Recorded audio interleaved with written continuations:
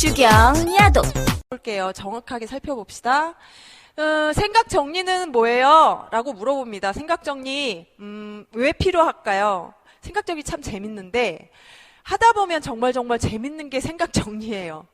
막 그림으로, 마인드맵으로 막 그리고, 이렇게, 엑셀표로 해가지고 카테고리화 해서 막 이렇게 분류하고, 그 다음에 시간차로 나누고 뭐 이러는 것들을 하는데, 이 생각 정리 단계가 왜 중요하냐면, 컨텐츠 기획에서는 거의 생각 정리가 다라고 보셔도 돼요.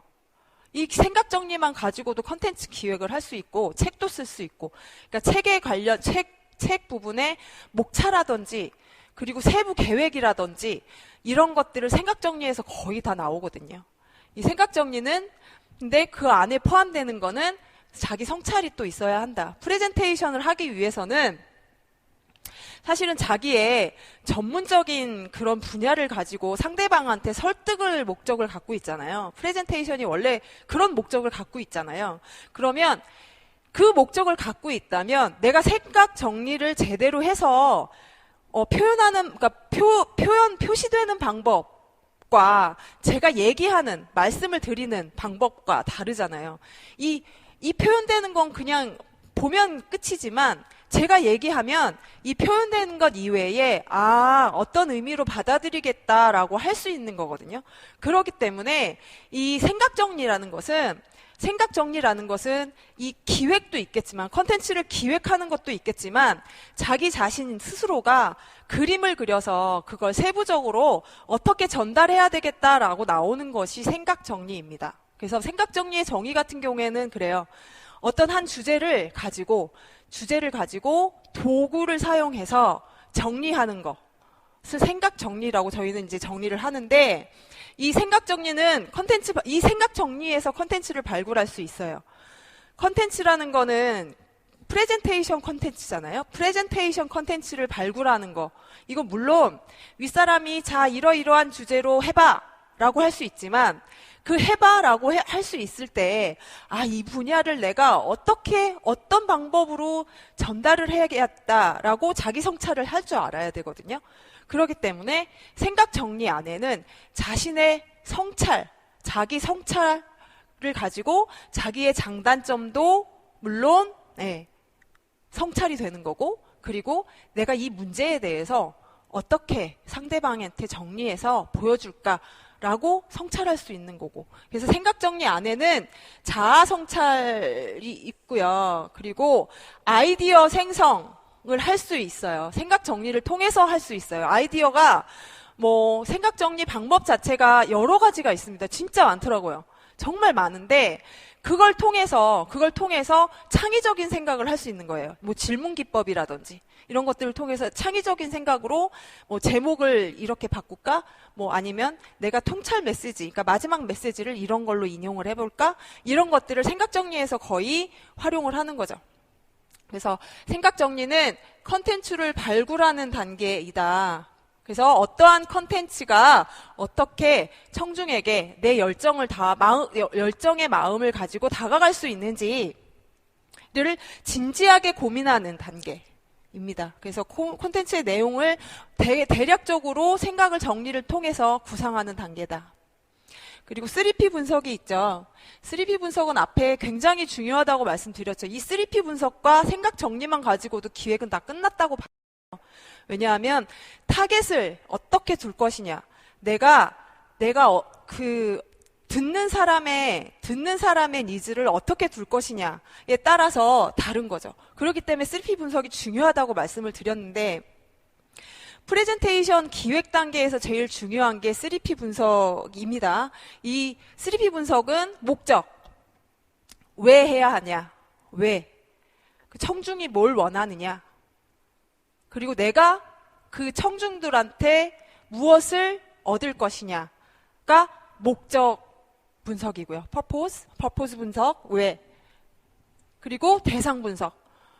대상 분석 뭐라고요? 그러니까 내가 이제 프레젠테이션을 해야 하는 그 사람들의 대부분이 어떤 분야의 사람이고, 어떤 층이고, 어떤 그런 성향을 가지고 있고, 대한 분석이 필요한 거죠. 물론 전부 다 그러니까 청중들의 100%가 전부 다 만족할 수 없습니다. 만족할 수는 없지만 그분의 뭐 마음이 조금이라도 움직일 수 있으면, 조금이라도 뭐 동요되고 설득될 수 있다고 하면, 그러면 그 프레젠테이션은 성공했다고 봐야죠. 이게 막 나가시는 분들이 정말 재밌었어요. 아니면 이 분야에선 재밌었어요. 여러 가지의 얘기를 하겠지만 이 분야에서는 별로였는데 하나가 틀려가지고 저는 이건 아닌 것 같아요. 이 프레젠테이션은 별로예요. 이렇게 얘기를 한다면 좀 그 대상 분석이라든지 이런 것들이 잘못된 걸로 판단이 되는 거죠. 그래서 그러니까 목적 분석이 먼저 되는 거고, 왜 대상 분석, 누구에게 이렇게 전달을 할 것인지에 대한 그런 부분을 얘기하는 거고요.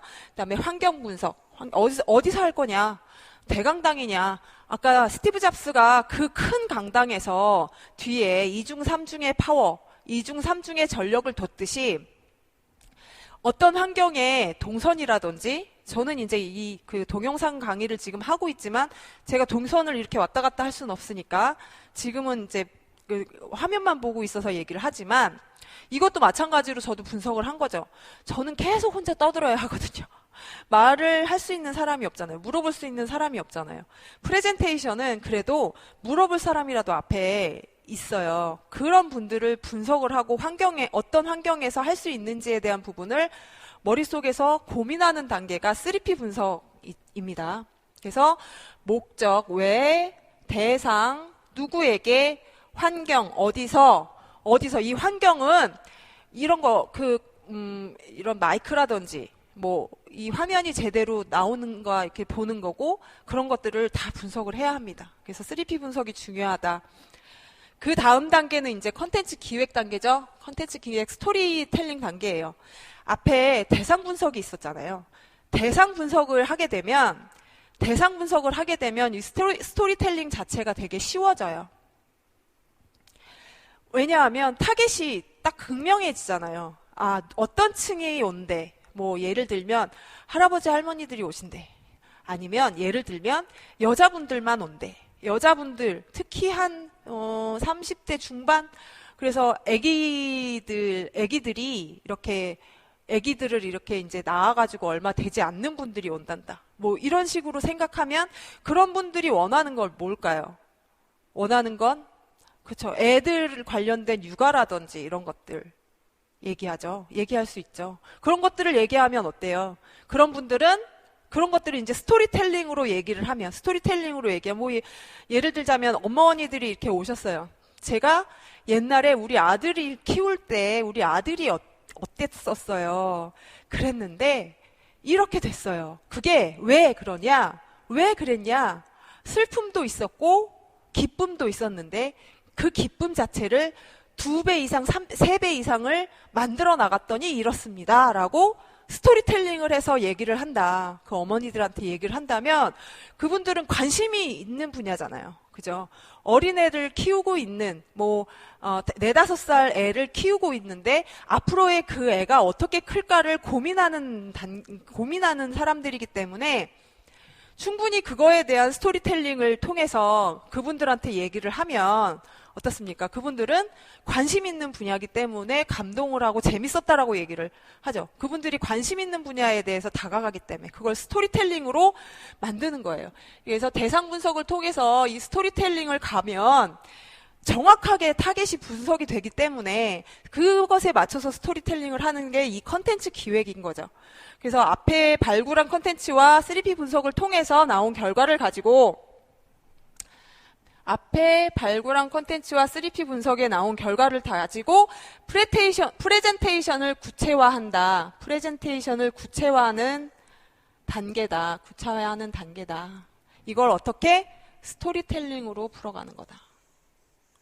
스토리텔링으로 풀어서 구상하는 거다. 이렇게 크게 큰 이미지화 하는 거죠. 큰 이미지화 하지만 세부적인 것은 어떻게 하냐면 다음에 자료 작성을 통해서 만나는 거예요.